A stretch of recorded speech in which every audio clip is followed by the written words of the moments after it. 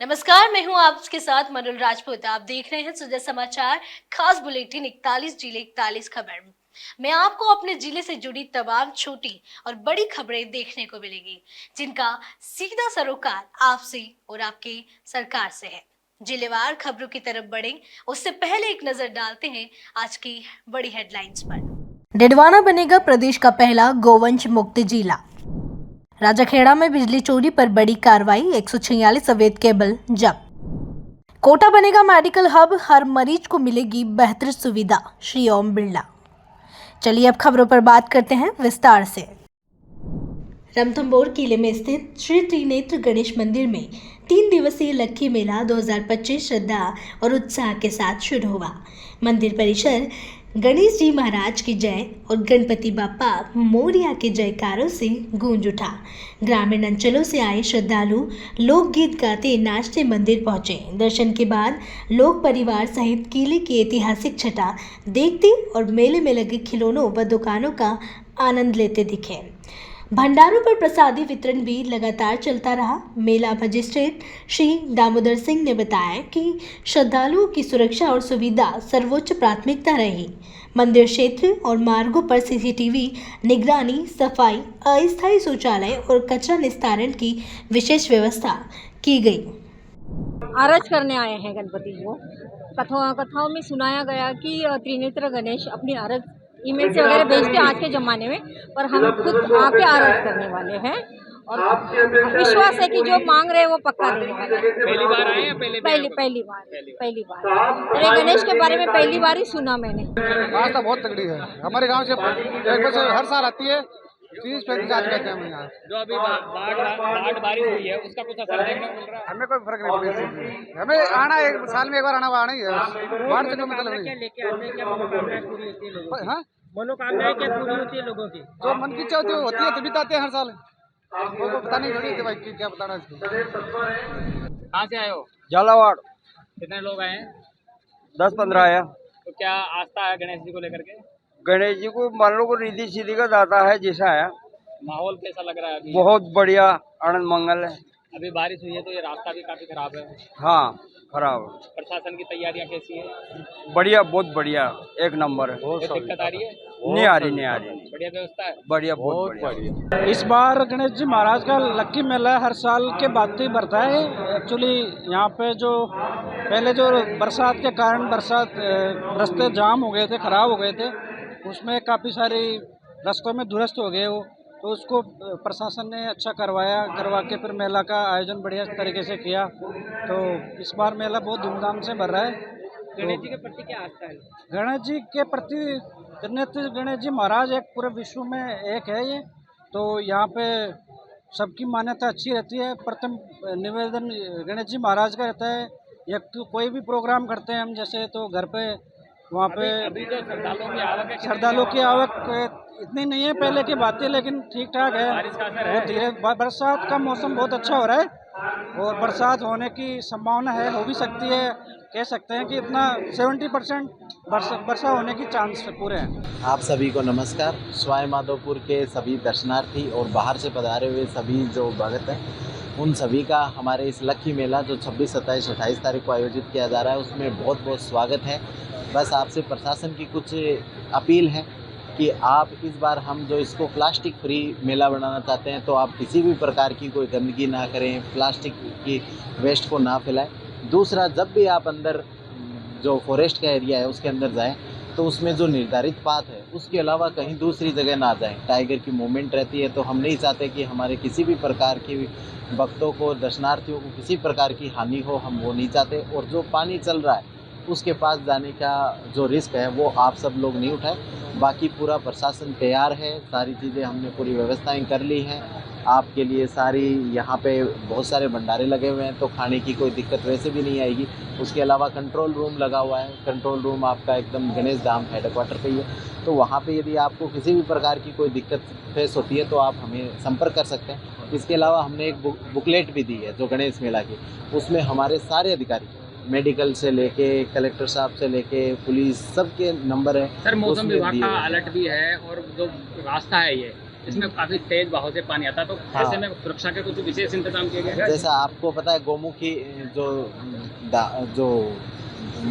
रास्ता है, गेट है, वहाँ पे 2-4 दिन पहले बारिश की वजह से पूरा का पूरा वो रास्ता बह गया था, लेकिन फॉरेस्ट डिपार्टमेंट और पीडब्ल्यूडी डिपार्टमेंट ने पूरी रात काम करके उसको बनाया है।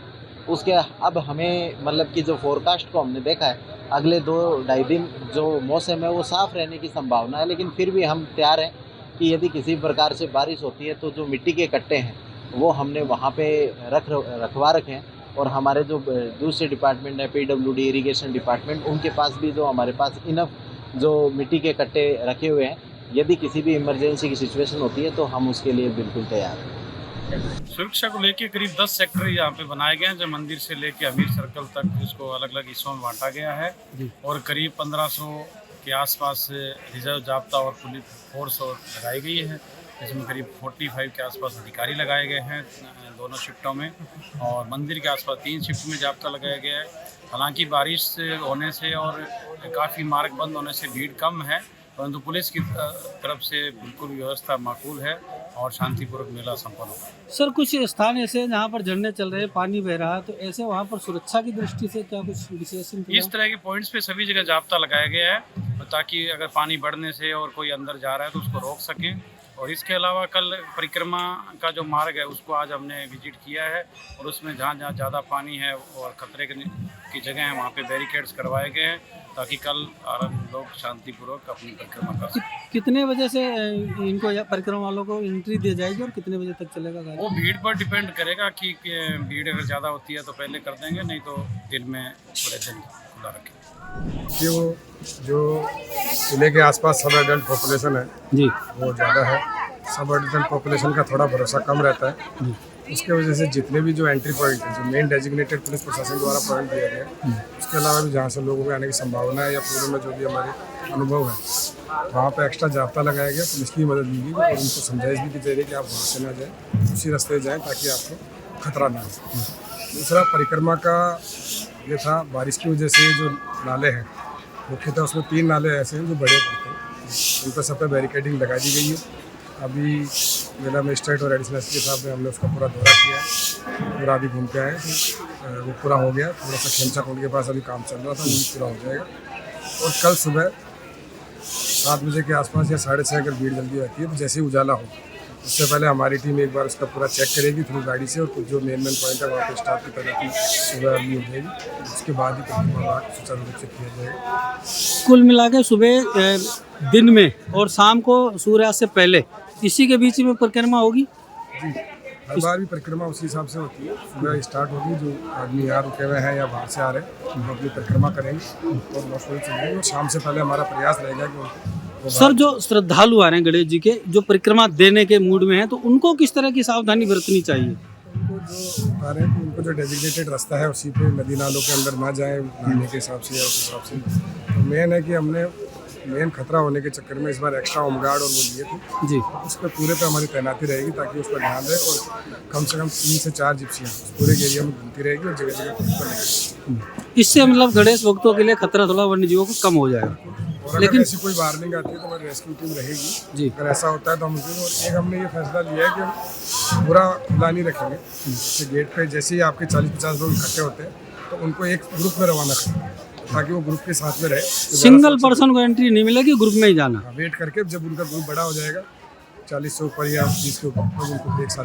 त्रिनेत्र गणेश जी का जो वास्तविक स्वरूप है वो तो ये है कि ये स्वयंभू है, और राजा हमीर और अलाउद्दीन खिलजी के टाइम तक युद्ध हो रहा था, तो 1299 में युद्ध शुरू हुआ तो 1301 तक चला। 1301 में जब राजा हमीर के भंडार वगैरह खाली हो गए थे तो शिव जी ने और गंगा ने उनको स्वप्न में दर्शन दिए।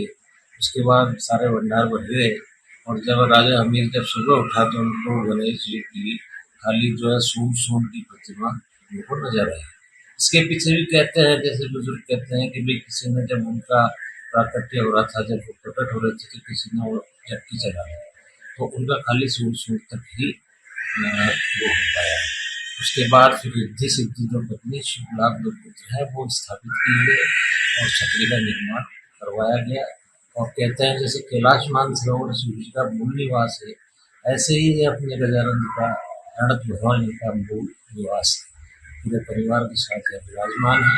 इसकी जो भी मनौती होती है, जो भी मनोकामना होती है, वो पूर्ण करते हैं। चिट्ठियाँ भी काफ़ी तादाद में आती हैं, सब चिट्ठियों को पढ़ के सुनाया जाता है और सबके काम सफल होते हैं। सवाईमाधोपुर जिले में आयोजित रणथंभौर त्रिनेत्र गणेश मेले के दौरान जिला विधिक सेवा प्राधिकरण की ओर से एक विधिक सेवा स्टॉल लगाया गया। अध्यक्ष श्री देवेंद्र दीक्षित और सचिव समीक्षा गौतम के निर्देशानुसार इस स्टॉल के जरिए नालसा और रालसा की जन कल्याणकारी योजनाओं की जानकारी दी गई। इस अवसर पर जिला विधिक सेवा प्राधिकरण सवाईमाधोपुर के कनिष्ठ सहायक श्री दीपक नामा व श्री विकास जैन ने पोस्टर और पंपलेट बांटकर लोगों को योजनाओं की जानकारी दी। प्राधिकरण की सचिव समीक्षा गौतम ने बताया कि समाज के कमजोर वर्गों को उनके कानूनी अधिकारों के प्रति जागरूक करने और न्याय तक पहुंच सुनिश्चित करने के उद्देश्य से यह स्टॉल 3 दिन तक संचालित किया जाएगा। सवाईमाधोपुर जिला परिषद के मुख्य कार्यकारी अधिकारी श्री गौरव बुड़ानिया ने रणथंभौर में आयोजित लक्की मेले का निरीक्षण किया और व्यवस्थाओं का जायजा लिया। निरीक्षण के दौरान उन्होंने पंचायत समिति के विकास अधिकारी श्री जगदीश मीणा सहित अन्य विभागीय अधिकारियों को साफ सफाई और श्रद्धालुओं की सुविधाओं को लेकर आवश्यक दिशा निर्देश दिए। श्री पुडानिया ने गणेश मंदिर पहुंचकर विधि विधान से पूजा अर्चना की और श्रद्धालुओं से जल भराव वाले स्थानों से दूर रहने की अपील की। अटरू उपखंड मुख्यालय स्थित प्राचीन बुद्ध सागर गणेश मंदिर में भजन जागरण कार्यक्रम का आयोजन किया गया। गणेश मंदिर के प्रधान पुजारी श्री ओम प्रकाश मालवीय ने बताया कि मंगलवार रात से बुधवार सुबह भोर तक भजन संध्या चले, जिसमें दूर दराज से आए श्रद्धालु शामिल हुए और भजनों का आनंद लिया। भोर की बेला में मंगला आरती का आयोजन हुआ, जिसमें अटरू नगर के सैकड़ों श्रद्धालुओं ने दर्शन किए। इसके बाद मंदिर परिसर में 1 दिवसीय मेले का आयोजन किया गया। बताया जाता है कि अटरू नगर के बुद्ध सागर गणपति की महिमा रणथंभौर के गणपति के समान मानी जाती है। यहाँ स्थित विघ्नहरण मंगलकरण की विशाल प्रतिमा की महाआरती के बाद हजारों श्रद्धालु दिन भर दर्शन के लिए पहुँचते हैं। सर्वप्रथम तो श्री गणेश मंदिर पुजारी परिवार की ओर से सभी भक्तजनों को श्री गणेश चतुर्थी की मंगलमय शुभकामनाएं। भगवान श्री गणेश जी महाराज की असीम अनुकंपा सभी भक्तजनों पर बनी रहे।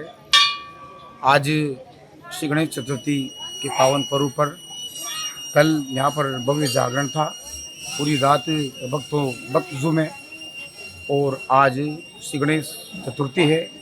मंगला आरती के पश्चात यहाँ पर भक्तजनों की भीड़ उमड़ रही है। दूर दराज से सभी क्षेत्र से यहाँ पर भक्तजन पधार रहे हैं। बांदीकुई के गणेश मंदिर में चल रहे 3 दिवसीय गणेश मेला महोत्सव में श्रद्धा और आस्था का अद्भुत संगम देखने को मिला। मंगलवार रात से बुधवार सुबह तक बड़ी संख्या में श्रद्धालु कनक दंडवत देने पहुंचे। मंगलवार रात 10 बजे से शुरू हुई कनक दंडवत यात्रा बुधवार सुबह तक जारी रही। इस अवसर पर गणेश जी की झांकी सजाई गई और देर रात तक भजन संध्या का आयोजन हुआ, जिसमें कलाकारों ने भजनों की प्रस्तुति दी। श्रीगंगानगर जिले के सूरतगढ़ निवासी प्रीत सिंह ने हैदराबाद में आयोजित 54वीं केंद्रीय विद्यालय योग प्रतियोगिता में राष्ट्र स्तरीय गोल्ड मेडल जीतकर क्षेत्र का नाम रोशन किया। गोल्ड मेडल जीतकर सूरतगढ़ पहुंचे प्रीत सिंह का गुरुद्वारा गुरु सिंह सभा में ढोल नगाड़ों के साथ भव्य स्वागत किया गया। इस अवसर पर योग गुरु श्री कैलाश पटवा के नेतृत्व में बड़ी संख्या में गणमान्य लोग उपस्थित रहे। मैं अभी 54 KGs नेशनल मीट्स योगा में गोल्ड मेडल जीत के आया हूँ और मेरे को इस बात की बहुत खुशी है और इसमें मेरे पेरेंट्स सपोर्ट है और साथ में मेरे जो टीचर्स हैं जैसे कि शुभम सर, कैलाश सर, उन्होंने थोड़ा बहुत किया और मैं सेल्फ करता हूँ साथ में और इस हिसाब से। आज हमारे लिए और पूरे शहर के लिए बहुत गर्व की बात है कि हमारा जो प्रशिक्षित किया हुआ बच्चा प्रीत सिंह पुत्र श्री चरणजीत सिंह बहुत मेहनत और लगन से लगातार मेहनत से आज 54वीं योग प्रतियोगिता केंद्रीय विद्यालय द्वारा जो आयोजित की जाती है उसमें नेशनल स्तर पे गोल्ड मेडल जीतकर बहुत ही बढ़िया और अच्छा काम किया है और हमारे शहर का नाम रोशन किया है। और इसके बाद में आगे भी हमारा प्रयास जारी रहेगा खेलो इंडिया तक। और जब तक हम पूरे अपने लक्ष्य को प्राप्त नहीं कर लेते तब तक हमारा प्रयास जारी रहेगा, मेहनत जारी रहेगी। और सभी से ये निवेदन और ये संदेश भी दूंगा कि आपको भी अपने किसी भी खेल में, जिस खेल में आपकी रुचि हो, उसमें अपनी प्रतिभा को दिखाएं, अपने हुनर को दिखाएं और आगे बढ़ते जाएं। जय हिंद। आज सूरतगढ़ के लिए बड़ा सौभाग्य का दिन है कि श्री प्रीत सिंह सन ऑफ श्री चरणजीत सिंह 54वीं केंद्रीय विद्यालय राष्ट्रीय योग प्रतियोगिता में गोल्ड मेडल जीत करके सूरतगढ़ में आए हैं। सूरतगढ़ के लिए ये अच्छा दिन है और सूरतगढ़ के बच्चों में वास्तव में ही खेल के प्रति, संस्कृति के प्रति, सांस्कृतिक कार्यक्रमों के प्रति बहुत बड़ी रुचि इन दिनों में बढ़ रही है, जिसका परिणाम है कि आज श्री प्रीत सिंह ये गोल्ड मेडल जीत करके आए हैं। आज शुभम डांस अकेडमी और सूर्य चिल्ड्रन अकेडमी के द्वारा ये सम्मान समारोह रखा गया है, जिसके अंदर हम सब लोगों ने हिस्सा लिया है। प्रीत सिंह को एक बार फिर लख लख बधाइयाँ, हार्दिक शुभकामनाएं। भरतपुर में साइबर अपराध जागरूकता कार्यक्रम के तहत पीएनबी द्वारा रैली का आयोजन किया गया। इस रैली का शुभारंभ सहायक पुलिस अधीक्षक श्री पंकज यादव की मुख्य अतिथि में हुआ। रैली मंडल कार्यालय में शुरू होकर बिजली घर चौराहा मुख्य बाजार से होते हुए चोरबुजा पर पूर्ण हुई। इस दौरान प्रशिक्षणार्थी और पुलिस स्टाफ हाथों में तख्तियां लिए हमारी जिम्मेदारी साइबर सुरक्षा जैसे नारे लगाते हुए चल रहे थे। रैली के जरिए लोगों को साइबर अपराध से बचाव के तरीके बताए गए और यह संदेश दिया गया कि यदि कोई साइबर ठगी हो तो तुरंत 1930 पर कॉल कर या साइबर क्राइम पोर्टल पर शिकायत दर्ज कराएं। प्रथम गृह मंत्री वल्लभ भाई पटेल जी की 150वीं जयंती पर ये आयोजित समारोह में आज ये साइबर सुरक्षा अभियान की इसके लिए एक रैली निकाली गई है, जिसका मकसद लोगों को साइबर खतरों के प्रति जागरूक करना है और उन्हें इससे बचाना है। इसके लिए बाजार में एक रैली निकाली गई है जो पीएनबी के सहयोग से और जिला पुलिस की तरफ से निकाली गई। जो डिस्ट्रिक्ट पुलिस ऑफिसर्स हैं उनके साथ मिलकर पंजाब नेशनल बैंक ने और आरसीटी भरतपुर ने एक साइबर फ्रॉड अवेयरनेस प्रोग्राम के तहत एक रैली निकाली है, जो कि पूरे बाज़ार में लोग इसको अवेयर किया है लोगों को, और इसका जागरूक रहेंगे उतने ही सुरक्षित रहेंगे। भरतपुर जिला कलेक्टर श्री कमल चौधरी ने पंचायत समिति वेर सभागार में नीति आयोग भारत सरकार द्वारा संचालित आशान्वित ब्लॉक कार्यक्रम की समीक्षा बैठक ली। बैठक में जिला एवं ब्लॉक स्तरीय अधिकारीगण उपस्थित रहे। बैठक में कार्यक्रम की अद्यतन प्रगति रिपोर्ट की समीक्षा की गई और अधिकारियों को आवश्यक दिशा निर्देश दिए गए। डीग पंचायत समिति सभागार में गृह राज्य मंत्री श्री जवाहर सिंह बैडम की अध्यक्षता में पुलिस अधिकारियों की बैठक आयोजित हुई। मंत्री श्री बैडम ने डीग पुलिस द्वारा साइबर क्राइम पर की जा रही कार्रवाई की सराहना की और कहा कि मुख्यमंत्री श्री भजनलाल शर्मा की मंशा के अनुसार प्रदेश में कानून व्यवस्था को मजबूत बनाने के लिए पुलिस पूरी तरह एक्शन मोड में है। बैठक में पुलिस अधीक्षक श्री ओम प्रकाश मीना ने जिले में कानून व्यवस्था बनाए रखने के लिए पुलिस द्वारा की गई कार्रवाइयों की जानकारी पीपीटी के माध्यम से दी। इस दौरान जिला कलेक्टर उत्सव कौशल भी मौजूद रहे। लुणकरणसर क्षेत्रवासियों की वर्षों पुरानी मांग आखिरकार पूरी हो गई है। रेल मंत्री श्री अश्विनी वैष्णव ने लुणकरणसर स्टेशन पर 3 नई ट्रेनों का ठहराव शुरू करने की घोषणा की। अब यात्रियों को बीकानेर जाने की बजाय सीधे लुणकरणसर से अहमदाबाद, पुरी, सूरत, बड़ोदरा, बोरीवली रिपीट।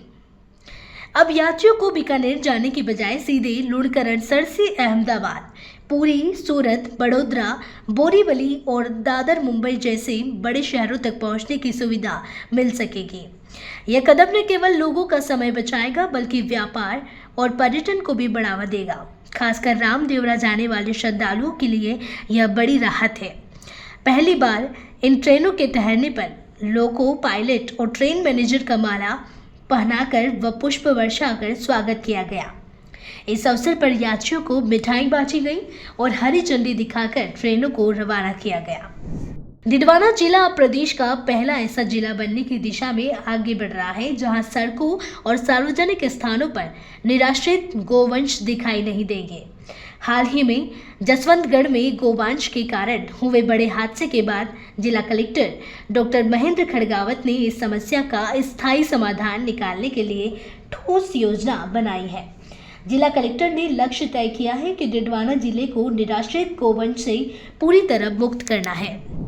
प्रदेश के कई जिलों में एक बार फिर गायों में लंपी वायरस के लक्षण सामने आए हैं।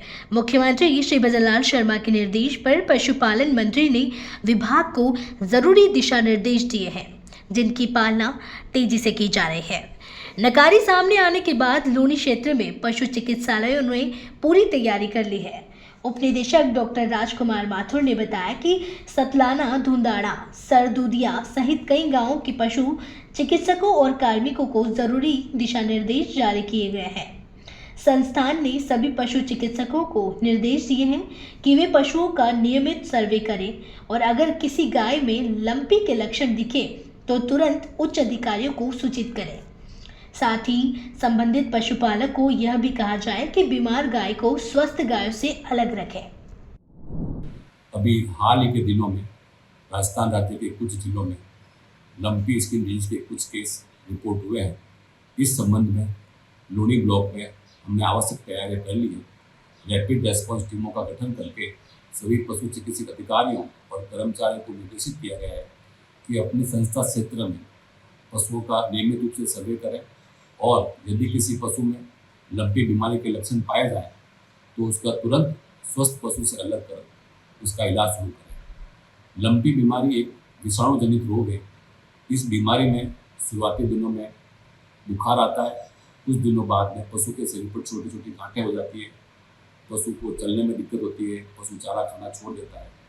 अतः यदि इस क्षेत्र के पशुपालकों को सलाह दी जाती है कि यदि आपके पशुओं में ऐसे कोई लक्षण उत्पन्न हो तो बीमार पशु को स्वस्थ पशु से अलग बांधें, उसका चारा पानी अलग कर दें। यह बीमारी मुख्यतः पशुओं में मक्खी, मच्छर और चींटियों के काटने से होती है। अतः पशुपालक भाई अपने पशु बाड़े की साफ सफाई पर विशेष ध्यान रखें, पशु बाड़े को स्वच्छ और सूखा रखें। मक्खी मच्छर को भगाने के लिए नीम के पत्ते का धुआं करें, जिससे कि बाड़े में मक्खी मच्छर का प्रकोप कम हो। और चींटियाँ वगैरह है तो पशु चिकित्सालय से संपर्क कर चिचरे के स्प्रे करने के लिए दवाई का भी उपयोग कर सकते हैं। स्वस्थ पशु को बीमार पशु से अलग रखें।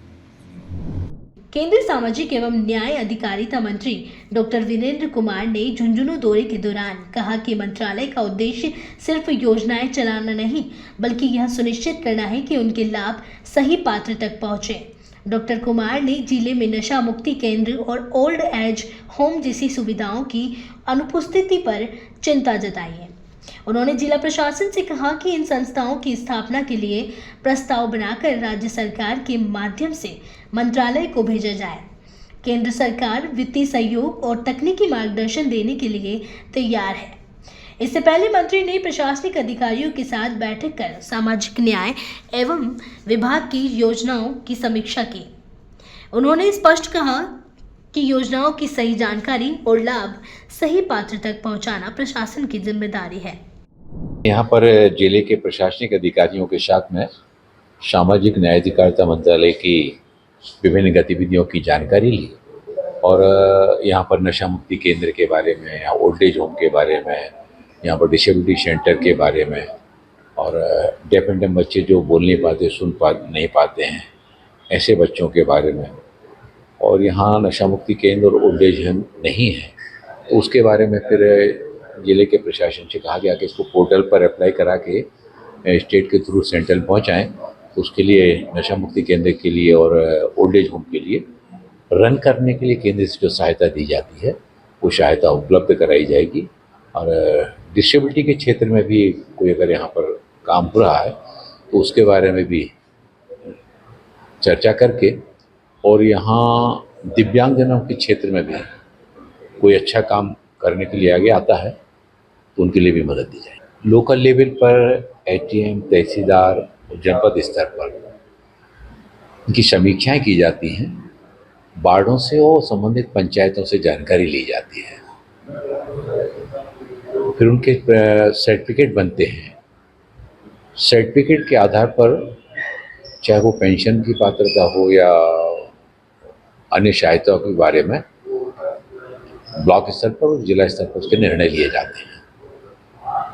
उसमें अगर कहीं किसी के द्वारा कोई शिकायतें की जाती हैं तो जिला प्रशासन उस पर समीक्षा कराता है। समीक्षा कराने के बाद फिर उस पर निर्णय लिया जाता है। अपने आपने ये विषय संज्ञान में लाया है तो इसके लिए फिर हम अपने इस संबंध में जिला स्तर पर और राज्य स्तर पर इस पर चर्चा करके कि पात्र व्यक्ति कोई छूटना नहीं चाहिए, वो अपात्र व्यक्ति इस तरह की योजना को लाभ न पाए, इस तरह की पहल होना चाहिए। इस बारे में तो फिर निर्णय यहाँ राजस्थान सरकार और जिला स्तर पर ही इसको लिए जाते हैं। खेतड़ी कस्बे में कोतवाली गेट स्थित 350 साल पुरानी गणेश जी की प्रतिमा पर विशेष पूजा अर्चना हुई। व्यापारियों ने स्थानीय निवासी श्री बुधराम गुप्ता और श्री नरेश चौधरी के सानिध्य में गणेश जी का चोला बदलकर मोदक का प्रसाद अर्पित किया और महाआरती कर कस्बे में सुख शांति की कामना की। श्री गुप्ता ने बताया कि गणेश जी की यह प्रतिमा लगभग 30 फीट ऊंची है। प्राचीन समय में यहाँ प्रतिवर्ष गणेश चतुर्थी पर बिहारी जी महाराज पूजा कर चोला बदलते थे। बाद में यह परंपरा कस्बे के व्यापारियों ने आगे बढ़ाई। श्री गुप्ता ने कहा कि प्रतिमा की ऊंचाई अधिक होने से प्रसाद चढ़ाने के लिए वाहन की मदद लेनी पड़ती है। ये गणेश जी की जो है कोतवाली गेट वाले गणेश जी की पूजा आरती ठिकाने के टाइम से कर रहे हैं। करीबन 350-400 साल पुराना है और उससे पहले बिहारी जी स्वामी करवा रहे थे और अब हम सभी लोग जो है मार्केट के मिलकर ये पूजा करवा रहे हैं। झुंझुनू जिले के गूढ़ागोड़जी कस्बे जहां पहाड़ी की चट्टान पर स्वयंभू गणेश प्रतिमा स्थित है। इस मंदिर को लोग श्रद्धा से पहाड़ी वाले गणेश जी कहते हैं। करीब 500 साल पहले यह अद्भुत प्रतिमा चट्टान से स्वयं प्रकट हुई थी। खास बात यह है कि इसे किसी ने तराशा नहीं बल्कि प्रकृति ने खुद गढ़ा है। प्रतिमा में भगवान गणेश का एक दंत और शीश साफ दिखाई देता है। स्थानीय मान्यता है कि पहाड़ी वाले गणेश जी कस्बे की रक्षा करते हैं। लोग इन्हें अपने आराध्य मानकर हर दिन पूजा करते हैं। गणेश चतुर्थी से चतुर्दशी तक यहाँ विशेष आयोजन होते हैं और दूर दूर से श्रद्धालु आते हैं। रूप है महाराज को चट्टान पर ही महाराज की ये अपना भी प्रतिमा बनी हुई है। ये अपना भी बनी हुई है और काफी लोग आवे, चरमेर गांव का लोग आवे, बोर्ड की दमोरा सिंह और जहाज मावता अठीनेलिया चौरा है, गूढ़ागोड़ जी प्रोपर है, बड़ा गांव तक काफी दूर दूर के लोग आवे। हमारे मनोकामना पूरी हुआ है और अच्छे निर्माण हो गो। महाराज का एक नए हॉल बने है, सिटी बनी है और गणेश चतुर्थी में काफी मेड़ो सो लगा है। खूब लोगों की मान्यता है पुरानी। महाराज की प्रतिमा ही जो राजपूत लोग ब्याह शादी में 500 साल से मानते आते आगे। ठीक है, तो यह मनोकामना पूरी हो है महाराज की, तो काफी लोग दूर दूर का आवे। 45 गांव की मान्यता है, 45 गांव की मान्यता है, तो 20 हिसाब से लोग आवे तो नारियल वगैरह बंद है, तो मनोकामना पूरी हो है। 10 हजार आदमी आते हैं, लोग दर्शन करते हैं। पूरे दिन सुबह से लेकर शाम तक लाइन चलती है। सोमवार को बुधवार को भी आते हैं, 1000-2000 आदमी दर्शन करते हैं। बाकी रोजाना भी 100-200 आदमी आते हैं। लोकसभा अध्यक्ष श्री ओम बिरला ने कहा कि बीमारी के समय इंसान को शारीरिक और आर्थिक दोनों परेशानी झेलनी पड़ती है। हमारा लक्ष्य है कि आने वाले वर्षों में कोटा बूंदी क्षेत्र के हर मरीज को सस्ती और आसान चिकित्सा सुविधा मिल सके। कोटा को मेडिकल हब के रूप में विकसित किया जाएगा और जल्द ही यह चिकित्सा सेवाओं में देश के प्रमुख शहरों में शामिल होगा। श्री बिरला दादाबाड़ी सामुदायिक स्वास्थ्य केंद्र में बने नए ओपीडी ब्लॉक के लोकार्पण समारोह में बोल रहे थे। उन्होंने कहा कि किसी अस्पताल की पहचान इमारत से नहीं बल्कि डॉक्टरों और स्टाफ की सेवा भावना से होती है। दादाबाड़ी स्वास्थ्य केंद्र ने इसी समर्पण से लोगों का विश्वास जीता है और आज यह शहर का आदर्श केंद्र बन गया है। रामदेवरा मेले में दर्शन के लिए लाखों श्रद्धालु पहुंच रहे हैं। बताया जा रहा है कि इस समय फलोदी के रामदेवरा में 30 से 35 लाख श्रद्धालु कतार में खड़े हैं, जिनमें से कई लोग पैदल यात्रा कर रहे हैं तो कुछ बस, ट्रेन और निजी वाहनों से पहुंच रहे हैं। लेकिन गरीब और कमजोर तबके लोगों के लिए इतनी लंबी यात्रा करना और खर्च उठाना मुश्किल होता है। ऐसे श्रद्धालुओं के लिए मुख्यमंत्री श्री भजनलाल शर्मा की रियायती दर योजना मददगार साबित हो रही है। मुख्यमंत्री के निर्देश पर राजस्थान राज्य पथ परिवहन निगम ने रामदेवरा मेले के लिए 80 विशेष रोडवेज बसों का संचालन शुरू किया है। वे बसें हर 5 से 10 मिनट में रवाना हो रही हैं। सबसे खास बात यह है कि यात्रियों को सीट टू सीट बैठाकर ही बस चलाई जा रही है और भीड़ भाड़ से बचाने के लिए जगह जगह चेक पोस्ट भी बनाए गए हैं। इस व्यवस्था से श्रद्धालु बेहद खुश हैं और मुख्यमंत्री श्री विजयलाल शर्मा और राजस्थान राज्य पथ परिवहन निगम का आभार व्यक्त कर रहे हैं। सभी को सुदर्श राजस्थान की तरफ से बहुत बहुत आभार कि आप मेले की रिपोर्टिंग करने आए हो। बाबा रामदेवरा का मेला बीकानेर और फलोदी डिपो के संयुक्त तत्वाधान में हो रहा है। मेले में लगातार यात्री आ रहे हैं। पद यात्रियों के अलावा जो दर्शनार्थ यात्री है उनके लिए 24 घंटे रोडवेज की तरफ से सुविधा उपलब्ध करवाई जा रही है। सुबह भी यहाँ शिफ्ट चल रही है, रात को भी शिफ्ट चल रही है, जिसमें हम यात्रियों की उपलब्धता के आधार पर गाड़ियों को रवाना कर रहे हैं। बुकिंगें चल रही है, चेक पोस्टें चल रही है और फ्लाइंगें भी चल रही है। अब ये मेला चलेगा 24 अगस्त से चालू हो चुका है और 2 सितंबर से यात्रियों की उपलब्धता के आधार पर हम बसों का संचालन करेंगे। तो अभी कितनी गाड़ियां हैं प्रतिदिन जा रही है, कितने यात्रियों का भार बढ़ा है? हम यात्रियों की उपलब्धता के आधार पर हमारे पास जितनी भी गाड़ियां हैं, हालांकि अभी मेला 80 गाड़ियां हमारे पास उपलब्ध है, लेकिन यात्रियों की उपलब्धता रामदेवरा में ज़्यादा है, इसलिए यहाँ से हम जैसे जैसे उपलब्धता होती है वैसे वैसे गाड़ियों को रवाना कर रहे हैं। इसमें ये नहीं देखा जा रहा है कि यात्रियों को ज़्यादा से ज़्यादा भर के भेजें। हम यात्रियों की सुविधा के अनुसार जितनी हो सके गाड़ियाँ वहाँ रामदेवरा भेज रहे हैं ताकि वहाँ पे कोई भी तरीके की असुविधा का सामना ना करें। क्या शुल्क लिया जा रहा है और जनरल दिनों में क्या शुल्क रहता है इसका? जनरल दिनों में बीकानेर से रामदेवरा का शुल्क रहता है 250 रुपये, लेकिन मुख्यमंत्री जी की योजना लक्खी मेले की जो रियायत दर की हमें सुविधा उपलब्ध करा रखी है वो 140 रुपये। चाहे महिला हो, चाहे बुजुर्ग हो, चाहे कोई भी जवान व्यक्ति हो, सबका एक ही समान किराया है 140 रुपये। बाबा रामदेव जी का मेला फलोदी जिले में भरा जा रहा है और यहाँ बीकानेर में भी हजारों की संख्या में श्रद्धालु रामदेवरा की ओर जा रहे हैं। तो यहाँ पर राजस्थान राज्य पथ परिवहन निगम की ओर से यात्रियों के लिए 140 रुपये में व्यवस्था की गई है रामदेवरा जाने के लिए, जो नॉन स्टॉप सेवा है और 4 घंटे में रामदेवरा पहुँचा रही है। राज्य सरकार के दिशा निर्देश के कारण यह सुविधा प्रदान की गई है, अन्यथा यहाँ रामदेवरा जाने वालों के लिए किराया 250 रुपये के करीब है। यहाँ अभी जो मेला चल रहा है भादवा का, इसे लेकर ये रियायत दी गई है और यहाँ पर जो हम खड़े हैं राजस्थान राज्य पथ परिवहन निगम के बीकानेर डिपो में, जहाँ पर बसों का संचालन किया जा रहा है। यहाँ से हर 15 मिनट में एक बस निकाली जा रही है। जो यात्री हैं हम उनसे पूछते हैं यहाँ पर कि वो क्या महसूस करते हैं और उनका क्या इस पर कहना है। आइए हम बात करते हैं। सबसे पहले यहाँ पर जो लेडीज है, आप बताइए, रामदेवरा जा रहे हैं आप? कब से जा रहे हैं? हमको बहुत साल हो गए। यहाँ जो आप बीकानेर में आए हैं, पीछे आप कहाँ से आए हैं? बीकानेर के ही हैं या बादरा से आए हैं? और ये जो राज्य सरकार ने जो योजना लागू की है 140 रुपये किराया और रोडवेज की ओर से, तो ये आपको कैसा लगा? बहुत अच्छा लगा। इससे पहले आप जाते थे तो क्या रोडवेज से ही जाते थे या और अन्य साधनों से भी? ना रोडवेज से। रोडवेज। तो ये आप नाम बताइए अपना। कविता जी। आइए सर, आपने बात करते हैं यहाँ पर, ये आप जा रहे हैं रामदेवरा। हाँ जी।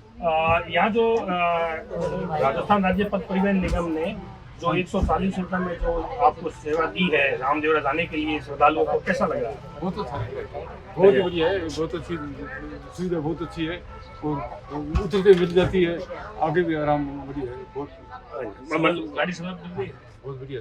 गाड़ी समय पर जाती है? हाँ, समय पर जाती है और नॉन स्टॉप है, मतलब ये अच्छा है आपके लिए। बहुत अच्छा जी। आप बताइए, आप कहाँ से हैं? अनूपगढ़ से हैं और रामदेवरा जा रहे हैं। अच्छा, कैसे आपको कैसा लगा यहाँ पर जो ये सुविधा मिली है? अच्छी है, ठीक है। और निरंतर आप आना जाना करते रहेंगे? इस तरह से यहाँ देखा जा रहा है यात्रियों में इस बात को लेकर खुशी है कि जो राजस्थान राज्य पथ परिवहन निगम की ओर से जो राज्य सरकार ने और मुख्यमंत्री भजनलाल जी शर्मा ने जो योजना इनको दी है 140 रुपये में, एक तो ये कम किराया होने से और एक नॉन स्टॉप होने से इन्हें बहुत सुविधा मिली है, बहुत आराम मिला है। मैं बीकानेर से सुजस राजस्थान के लिए नरेश मान। भरतपुर रेंज आईजी श्री कैलाश चंद्र बिश्नोई 1 दिवसीय दौरे पर धौलपुर पहुंचे। पुलिस अधीक्षक कार्यालय पर एसपी श्री विकास सांगवान ने उनकी अगवानी की और पुलिस जवानों ने उन्हें गार्ड ऑफ ऑनर दिया। कलेक्ट्रेट सभागार में आयोजित अपराध गोष्ठी में आईजी ने जिले की पुलिस अधिकारियों के साथ कानून व्यवस्था की समीक्षा की। उन्होंने थाना अधिकारियों और व्रताधिकारियों को निर्देश दिया कि अवैध बजरी खनन और परिवहन पर ठोस कार्य योजना बनाकर सख्त कार्रवाई करें। उन्होंने चेतावनी दी कि अगर इसमें किसी पुलिसकर्मी की संलिप्तता पाई जाती है तो उसके खिलाफ कड़ी कार्रवाई होगी। देखिए, आज जिले के समस्त अधिकारी हैं, जिसमें थानाधिकारी और उस स्तर के जो अधिकारी थे, उनको लेकर के एक अपराध गोष्ठी आयोजित की गई, जिसमें जिले में जो वर्तमान में जो कानून व्यवस्था और जो अपराध प्रबंधन की जो स्थिति है उसकी अपन ने गहराई से समीक्षा करी है। कुछ हेड्स में काम अच्छा पाया गया, कहीं कहीं कमियां मिली है, तो इनको थानाधिकारियों को और अधिकारियों को निर्देशित किया गया कि आने वाले समय में बेहतर पुलिसिंग के लिए इन बिंदुओं पे बेसिकली आपको बेहतर काम करके अच्छे रिजल्ट देने।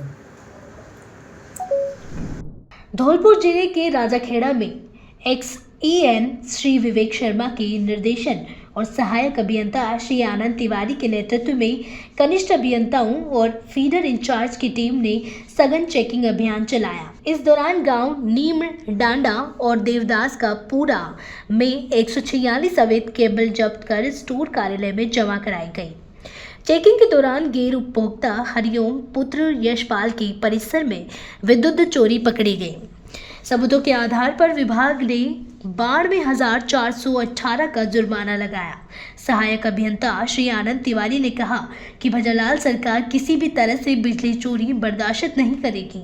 उन्होंने बताया कि प्रदेश सरकार आमजन को 24 घंटे में नया विद्युत कनेक्शन उपलब्ध कराने का काम कर रही है।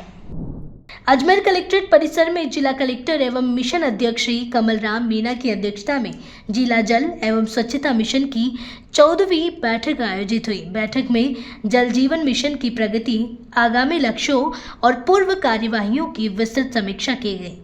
कलेक्टर ने अधिकारियों को निर्देश दिए कि जल आपूर्ति से जुड़ी शिकायतों का तत्काल समाधान किया जाए और कार्यों की गुणवत्ता से कोई समझौता न हो।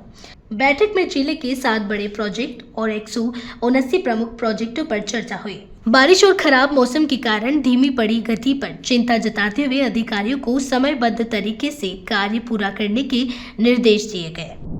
गणेश चतुर्थी के पावन अवसर पर भरतपुर जिले के विभिन्न मंदिरों में सुबह से ही भक्तों की भारी भीड़ उमड़ी। श्रद्धालुओं ने गणपति बाप्पा के दर्शन कर लड्डुओं का भोग अर्पित किया। मंदिरों को रंग बिरंगी रोशनी और फूलों से सजाया गया, जिससे वातावरण पूरी तरह भक्तिमय हो गया। बयाना के ब्रह्माबाद स्थित बारादरी मंदिर, बामणा मंदिर और सिकंदरा तिराहे के प्रमुख मंदिरों में विशेष पूजा अर्चना और भजन संध्याओं का आयोजन हुआ। महिलाओं ने गणेश भजनों पर पारंपरिक नृत्य कर उत्सव को और आकर्षक बनाया। यहाँ पे गणेश जी की पूजा है, सब जगह पूजा रहेगी, कीर्तन होगा, सब कुछ होगा और जो भी होगा आगे श्रद्धालु जो भी आएंगे अपने पूजा करेंगे। यहाँ की आके सजावट हो रही है, कीर्तन होगा, अच्छी तरह से बढ़िया तरह से होगा। मुख्यमंत्री श्री भजनलाल शर्मा की अभियान एक पेड़ मां के नाम से प्रेरणा लेते हुए जोधपुर के रातानाड़ा स्थित गणेश मंदिर में गणेश चतुर्थी पर अनूठी पहल की गई। मंदिर के मुख्य पुजारी श्री महेश बाबू ने बताया कि राजस्थान सरकार द्वारा प्रदेश को हरा भरा बनाने के लिए लोगों को पेड़ लगाने हेतु प्रेरित किया जा रहा है। इसी कड़ी में गणेश मंदिर में आने वाले प्रत्येक भक्त को अपने क्षेत्र में पेड़ लगाने और उसका संरक्षण करने का संकल्प दिलवाया गया। पुजारी ने कहा कि इससे न केवल पर्यावरण को लाभ मिलेगा बल्कि राजस्थान को हरा भरा बनाने में भी मदद मिलेगी। इस अवसर पर मंदिर की ओर से 51,000 लड्डू प्रसाद के रूप में भक्तों में वितरित किए गए। आज गणेश चतुर्थी महोत्सव बड़े धूमधाम से जोधपुर शहर में मनाया जा रहा है। लोगों के अंदर इतनी आस्था और इतनी भक्ति है कि सुबह 3:30 बजे से ही लाइन में लगे हुए हैं और लाइन से दर्शन हो रहे हैं। पूरे भक्तों को आराम से दर्शन कराया जा रहा है और एक लड्डू का प्रसाद देके एक पेड़ लगवाने का संकल्प दिया जा रहा है पुजारी परिवार की तरफ से। प्रशासन की बहुत ही अच्छी व्यवस्था है।